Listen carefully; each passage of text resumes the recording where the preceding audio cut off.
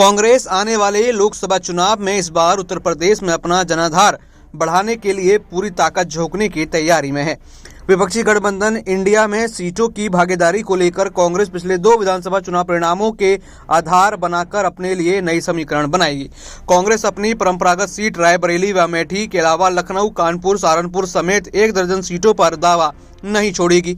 कुछ नेताओं का मानना है कि उत्तर प्रदेश में पार्टी के हिस्से 1.5 दर्जन सीटें आ सकती हैं।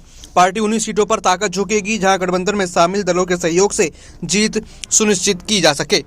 दिल्ली में केंद्रीय नेतृत्व सभी प्रदेशों के प्रभारी व अध्यक्षों के साथ विशेष बैठक करेगा। प्रदेश अध्यक्ष अजय राय यूपी जोड़ो यात्रा छोड़कर बुधवार को दिल्ली रवाना हो गए। पार्टी सूत्रों का कहना है कि यूपी में सीटों की दावेदारी को लेकर मंथन होगा। कांग्रेस दूसरे दलों से आए कुछ नेताओं के लिए जातीय समीकरण को ध्यान में रखते हुए अपनी सीटों की संख्या बढ़ाने का प्रयास करेगी। वर्ष 2019 में लोकसभा चुनाव की बात करें तो रायबरेली की सीट से केवल सोनिया गांधी ही जीत दर्ज कर सकी थी।